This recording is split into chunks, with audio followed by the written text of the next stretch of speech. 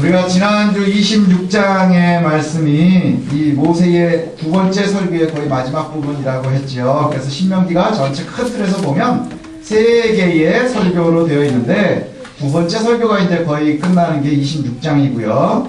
그리고 나서 27장부터 되는 요 말씀은 뭘 얘기하느냐 하면요. 모세가 설교가 끝난 다음에 이제 너희가 이 말씀을 들었지? 그러면 이렇게 해! 하는 거예요. 이렇게 해! 그래서 너희들이 퍼포먼스를 하라는 거예요.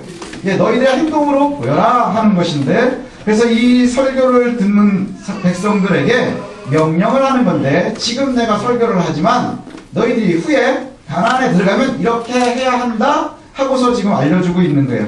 그래서 사실 우리가 설교를 듣고 은혜 받는 성도들은 참 많습니다. 이게 진짜인지 아닌지는 모르지만, 예, 늘 이제 설교하고 이러면 목회자들이 제일 많이 듣는 얘기가 은혜 받았습니다, 뭐 이런 얘기를 듣거든요. 그런데 그거는 당연한 거예요. 예, 하여튼 은혜를 못 받으면 둘 중에 하나가 문제가 있는 거예요. 목회자가 잘못했든지, 아니면 듣는 사람이 복이 없든지. 예, 근데 보통은 보면 새롭고 독특한 설교가 많을 가능성은 별로 없어요.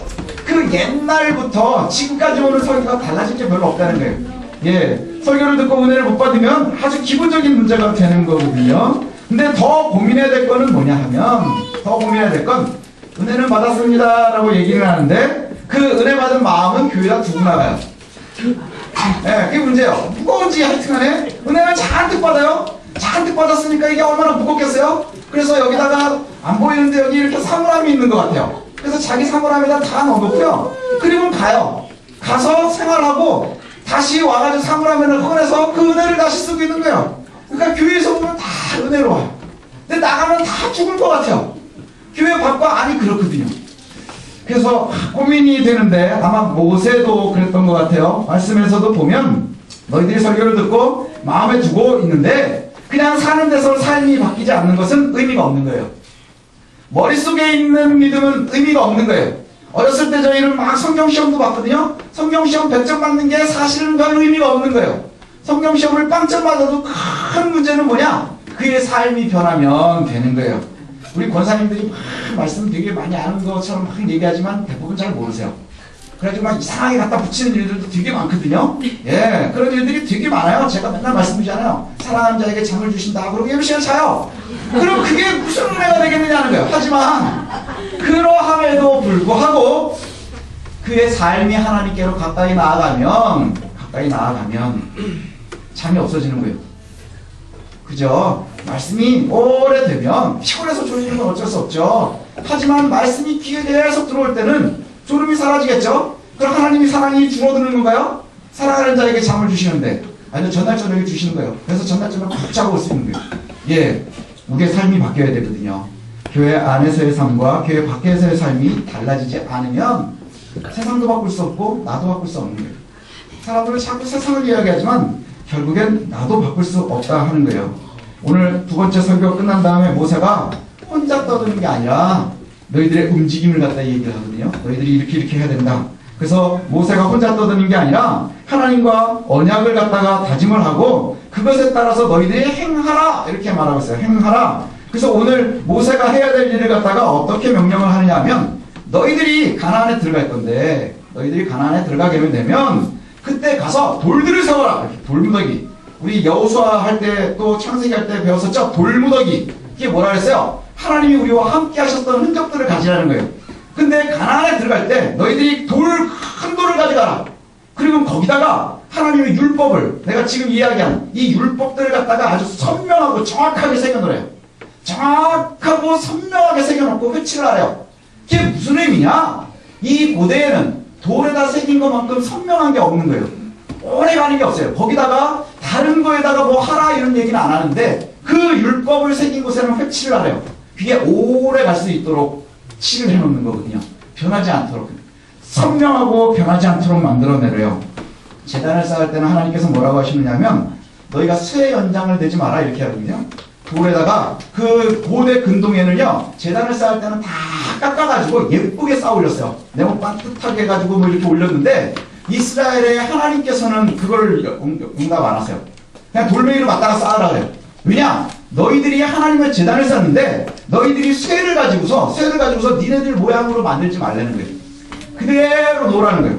그래서 하나님의 말씀을 갖다가 너희들이 자꾸 재단하려고 하지 말라는 거예요. 그냥 자연 그대로 하나님이 만들어 놓은 그대로 그냥 쌓아놓은 거예요.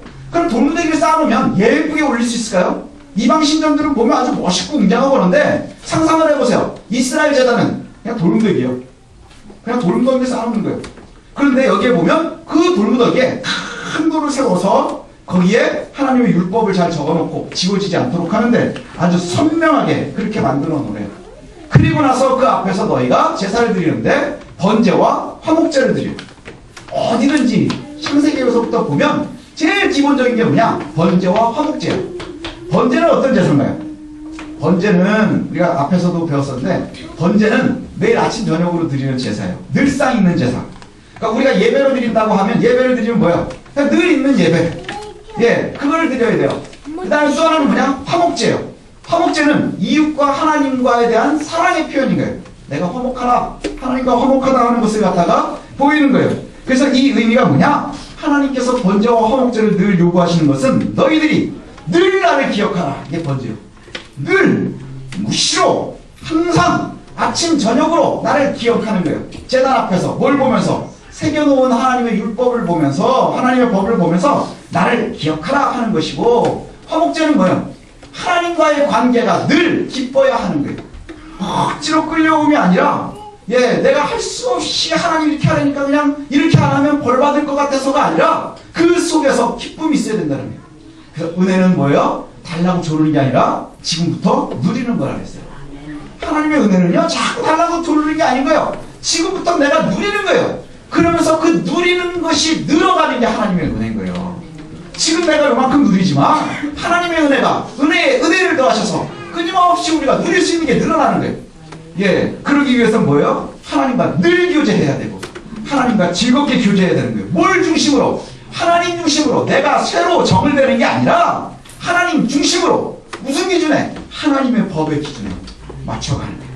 이걸 갖다가 요구를 하거든요. 그래서 뭘 요구를 하느냐? 너희들이 요단을 건너가면 돌을 그렇게 쌓아라. 이 돌을 어디다 쌓아야 되느냐? 에발산에다 갖다 쌓아요. 에발산.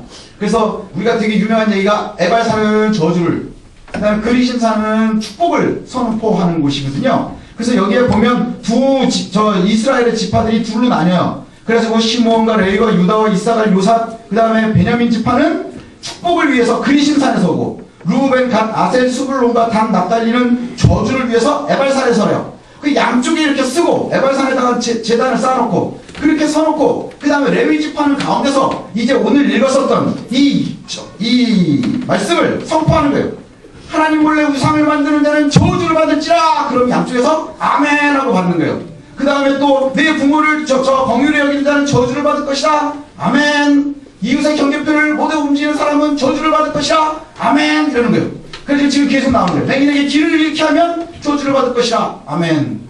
객과 객을 함부로 하는 자에게 저주를 받을 것이다. 아멘. 아주 끝까지 저주예요. 26절 맨 마지막까지 뭐라고 하니? 이 모든 말씀을 실행하지 않는 자는 저주를 받을 것이다. 아멘 하는 거예요. 이게 되게 중요한 퍼포먼스예요. 왜 그러냐 하면 돌무더기를 쌓아놓는 것을 보면서 이스라엘 사람들이 뭘 본다 그랬어요? 아, 이곳에 하나님이 옛날에 우리와 함께 하셨었구나. 돌무더기 군데군데 있다 그랬어요. 근데 에발산과 그리심산을 보면서 하나님의 축복과 저주를 가나안에서 보는 거예요. 그래서 하나님이 왜 에발산을 선택을 하셨을까? 이걸 갖다가 이제 우리가 보게 되는데, 그 전에 하나 살필 게 뭐냐? 돌에다가 정확하게 기록하라, 분명하게 기록하라 했었던 두 가지 이유가 있는데, 그 돌에다 기억하는 두 가지는 하나는 뭐냐? 영구적이에요. 하나님의 말씀은 시대가 변해도 바뀌지 않는다는 거예요. 그래서 사람들이 오해하는 게 뭐냐? 요즘 시대가 어떤 시대인데 이렇게 얘기하는 거는 참 미련하고 어리석은 거예요. 하나님은 어제와 오늘이 동일하다 그러셨어요. 앞으로도 변하지 않을 거예요. 그래서 하나님께서 옳지 못하다고 하는데 사람들이 자꾸 하나님보다 옳아서 저주받을 자라고 얘기하는 사람들을 갖다가 다 자꾸 목회자를 만들려고 하는 거예요. 죄라고 하는데 사람들이 자꾸 용서해야 된다고 우기는 거예요. 그게 어리석으며, 세상은 변하지만 하나님의 말씀은 영구적이에요. 변하지 않아요. 1.1도 변하지 않아요. 율법은요 아주 분명합니다. 선명하다고 하는 거예요. 그래서 모든 것이 다 기록이 되어져 있어요. 일부 사람들에 의해서 가미하거나 빼지 못하도록 하는 거예요. 그래서 정도되지 못하게 하는 거예요. 우리가 이게 하나님 말씀인지 아닌지 모르겠어요. 그거는 되게 막 예민할 때가 있죠. 하지만 죄인지 아닌지는 우리는 분명히 알아요. 하나님을 잘 알고 있는 사람은요, 분명히 압니다. 아닌데 아닌 척하고 아니었으면 하고서 가는 거지. 예, 인가 하면서 가는 사람들은 별로 없어요. 옳은지 틀린지 다 알아요. 근데 틀린데 혹시 아닐 수도 있겠지 하고 가고요. 근데 틀린 줄 알면서 눈치 보면서 슬슬 가요. 여기 앞에 애들 돌아다니면 얘네들이요 다 지금 불안하게 돌아다니는 거예요. 그냥 보세요. 불안하게 돌아다니는 거예요. 점점 크면서 불안해져요. 그래서 그 불안이 커지면 저 뒤에 앉아있는 거예요. 장세율처럼. 그죠? 장세율이도 여기 엄청 돌아다녔었거든요. 그때 혼자 돌아다녔는데 요새는 뭐 엄청 여럿이 더 돌아다니니까. 근데 우리가요 다 알거든요. 옳은지 틀린지는 다 알아요. 근데 아니었으면 하고 혹시나 하고 못 받겠지 하고 가는 거예요. 하나님의 말씀은요 선명합니다. 그리고 아주 영구적이에요. 그리고 에발산을 정한 이유는 뭐냐?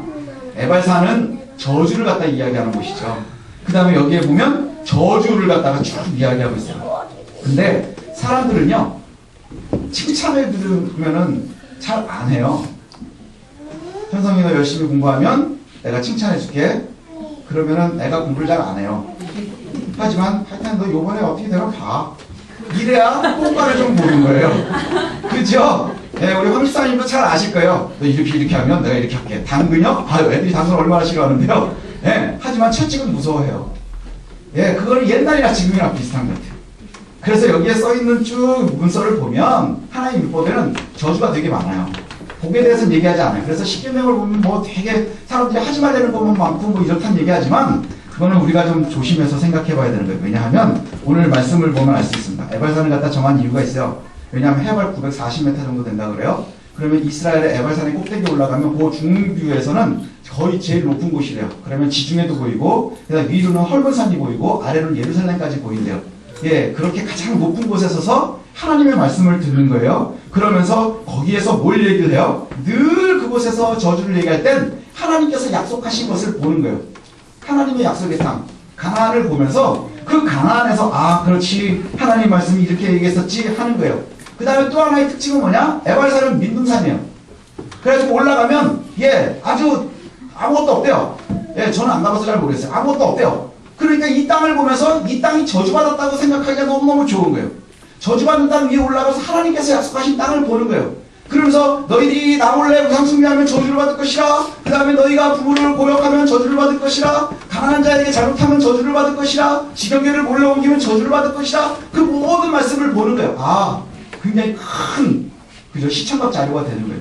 그리고 이 위치가 또 대단합니다. 뭐냐 하면 옛날에는 그 그린심산하고 에발산하고가 중간에 세겜이라는 곳이 있어요. 세겜을 중심으로 좌우로 에발산과 그린심산이 있거든요. 성경에서 좌측은 나쁜 쪽이에요. 그래서 마지막에 예수님께서 마지막 때에 구분을 하면 좌우를 나눈다 그랬죠. 그래서 나쁜 놈들은 다 왼쪽에 두는 거예요. 근데 양이 왼쪽, 아니 양은 오른쪽, 염소가 왼쪽. 그죠? 예, 그래서 왼쪽은 저주받은 쪽, 오른쪽은 예 복 받는 것. 그런데 실제 지금 지도로 보면 에발산은 북쪽에 있고요. 그린심산은 남쪽에 있어요. 왜 그러냐? 예, 지금은 방위를 정할 때 북쪽이 기준이지만 고대에는 동쪽이 기준이었어요. 그러니까 동쪽을 보고 서면 좌측이 어디예요? 지금의 북쪽인 거예요. 그래서 너희들이 저주를 받을 것 이것이라 하고 다 거기서 세우는 거예요.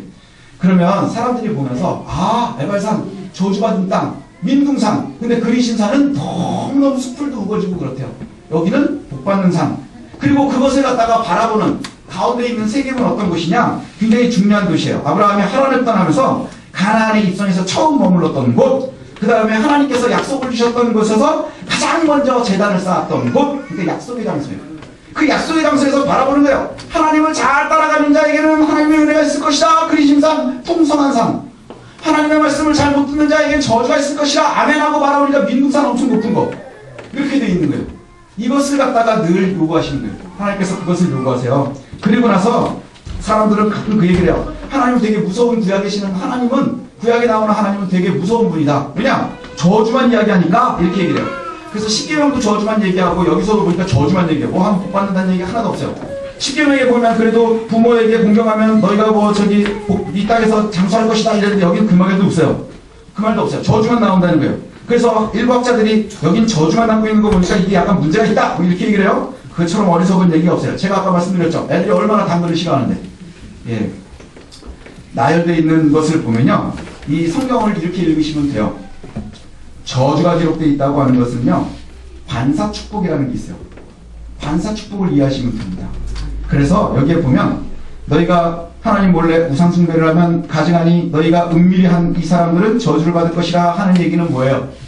너희가 우상숭배하지 않으면 복을 받는다는 얘기예요. 예, 너희가 부모를 긍휼히 여기며 저주를 받을 것이라 아멘 하는 얘기는 뭐예요? 내가 부모를 잘 공경하면 복 받을 것이라 하는 거예요. 복과 저주가 다르지 않다는 거예요. 한 것을 놓고 이것을 갖다가 복으로 받을 것이냐 저주를 받을 것이냐 하는 거예요. 예, 이것을 갖다 얘기해요. 근데 왜 이렇게 얘기를 하느냐? 모든 죄는 은밀히 지어지기 때문에. 모든 죄는 은밀히 지어져요. 그래서 많이 떠들어야 돼요. 우상숭배하면 저주를 받을 것이다 하고 얘기를 하는 거예요. 그래야 이 사람들이요 자꾸 이제 그 문제가 되는 거예요. 예를 들면 오늘 나오는 것처럼 이스라엘이라고 하는 모든 국가에서는 우상숭배는요 공식적으로 할 수가 없어요. 특히 이 시대에는 우상숭배는 공식적으로 할 수가 없어요. 근데 가나안에 들어가 보니까 우리 지난주에도 살폈잖아요. 아니 바알을 섬기면 통년이 될 것 같은 거예요. 더 많이 얻을 것 같은 거예요. 그래서 바알을 좀 따라가고 싶어요. 그런데 이 사람들이 보니까 여호와를 섬기는데 우리는 바알을 섬기는데 대놓고 우리는 이제 오늘부터 바알 땅땅땅 이럴 수 있나요? 그럼 목숨을 내놓든지. 그죠? 우상숭배하는 자는 뭐예요? 사형이에요. 근데 할 수 있나요? 그러니까 어떻게 해요? 여기 나오는 것처럼 너희들이 장작의 손으로 대장장이의 손으로 조각하거나 부어서 살짝 만든 다음에 뭐예요? 은밀히 섬기는 거예요. 은밀히. 그래서 나는 천대받는구나. 우리 저기 옛날에 저희 예수 믿는 사람들이 숨어서 예수 믿는 것처럼 그렇게 은밀히 바알상을 가지고 있고 은밀히 섬기지 대놓고는 못하는 거예요. 그 다음에 부모를 학대하는 것도 대놓고 나는 우리 부모 맨날 때린다? 일어나요? 아니요. 절대 그러잖아요. 제가 지난주에 얘기했었던 것처럼 아주 나쁜 놈들도 그러지는 않아요. 그 다음에 내가 지나가는데 보니까는 저기 고아와 각각 계부가 있어 저기 과부가 있는데 이 사람들이 힘이 하나도 없어. 내가 다 등쳐먹었다. 잘했지 하는 사람들 없어요. 여기에 나오는 모든 죄는 은밀히 이루어지는 거예요. 우리는 모를 수 있어요. 그 안에 어떤 죄들이 일어나는지를 우리는 알 수 없어요. 그죠? 알 수 없어요. 어제 뉴스를 보니까 되게 슬픈 얘기가 어떤 큰 교회 목사님이 30몇 살인 거 보니까 부목사님인 것 같아요. 남이 치마 밑을 찍다가 잡혀가지고 걸려도 있는 별짓들을 다 하는데 근데 그걸 갖다가 한번 상상하려고 내가 오늘 3장 찍었어. 오늘은 4장 찍었어. 이러고 얘기하겠어요. 아니요. 은밀히. 죄는요. 은밀한 중에 이루어지는 거예요. 은밀한 중에 이루어지는데 선포는 크게 되는 거예요. 그래서 우리가 하나님의 말씀을 받는 저와 여러분들이요. 늘 주의 은혜를 구하는 것만큼이나 우리의 삶이 따라가야 되는 거예요. 없이 선포는 되지만 오랜 세월 하나님 말씀이 끊어진 적은 없지만 사람들도 끊임없이 죄를 향해 가요. 왜요? 하나님의 말씀을 은밀히 속이기 때문이고요. 은밀히 도망다니기 때문에 우리가 하나님의 말씀을 따라 다닐 수 있는 저와 여러분이 되었으면 좋겠습니다. 우리의 삶에요. 늘 아멘이 넘쳤으면 좋겠어요. 아멘이 넘쳤으면 좋겠어요. 근데 현대인들이 제일 무서운 게 뭔지 아세요? 이 저주를 하면 아멘하기가 쉽지 않아요. 왜냐? 은밀히 내가 나쁜 짓을 하고 있으면 아멘 해라. 아멘 할 수 있나요? 우리 장로님이 어제 이사하셨는데 그날은 이사하는 날이 제가 듣고 역시 그랬어요. 왜냐하면 이사하는 날이 원래 이사하면 안 되는 날이래요. 그래서 20만 원인가 30만 원인가를 DC 받으셔가지고 이사를 하시는 거예요. 그러니까 아마 손 없는 날이 아니라 손이 많은 날이었나 봐요. 근데 만약에 제가 손 없는 날 이사하지 마십시오. 왜 그런 거 자꾸 따라다니세요? 그런데 장로님이 손 없는 날 찾아가지고 했다 그러면 속으로 얼마나 힘드셨겠어요. 그동안에. 그래가지고 또 이사를 한 번 더 하든지 해야지 뭐 이렇게 하지 않겠어요? 근데 아멘 할 수 있는 건 뭐예요? 아멘 하라는 건 뭐예요? 내가 이렇게 따라가야 되는데 내가 이렇게 따라가면 아멘 할 수 있어요. 내가 하나님 말씀대로 따라가면 아멘 할 수 있는 거예요. 근데 그렇지 않으면 아멘이 작아져요 점점. 그러다가 어느 날 무슨 생각을 하는지 아세요? 목사님 날 싫어하나 봐. 왜 맨날 나만 갖고 그러지? 속으로 그러면 대놓고는 얘기 못하겠죠? 왜 나만 갖고 그러지? 이럴 거란 말이죠. 죄의 흔적은 그래요. 그래서 모든 말씀이 다 선포된 이후에 하는 얘기가 뭐예요? 이것을 너희들의 삶에 적용하라는 거예요. 그래서 옳지 못한 일을 이야기하면 아멘! 자꾸 얘기하래요. 뭐라고요? 아멘 하래요. 그래서 옛날에 목사님들이 설교할 때마다 내가 듣는 얘기가 있으면 아멘을 자꾸 하라는 거예요. 그래서 아멘이 많은 교회가 은혜가 넘치는 교회라고 얘기했거든요, 옛날에. 왜 그러냐? 바로 이런 거예요. 왜냐하면 내가 오늘 도둑질하고 하는데 도둑질하지 마십시오. 그런데 아멘! 넌 나쁜 놈이죠. 그게 쉽지 않은 거예요. 그죠? 그래서 하나님의 말씀이 선포될 때마다 아멘, 아멘 하는 것이 참으로 중요해요. 그게 어디에서요? 하나님의 말씀을 들을 때뿐만이 아니라 우리의 삶 속에서 가난이 바라보이는 모든 곳에서 그곳에서 우리들이 그리 살아가야 되는 거예요. 은밀한 곳에서 하나님의 눈을 피해가면서 어떻게든 잘 살아보려고 하지 마십시오. 네, 어떻게든 잘 살아보려고 하지 마십시오. 하나님으로 말미암는 은혜를 누리면서 살아가야 됩니다. 이게 복된 길입니다. 그래서 저와 여러분들이 늘 아멘이 넘치고 하나님의 은혜가 넘치는 그런 삶을 살아가시기 바랍니다. 기도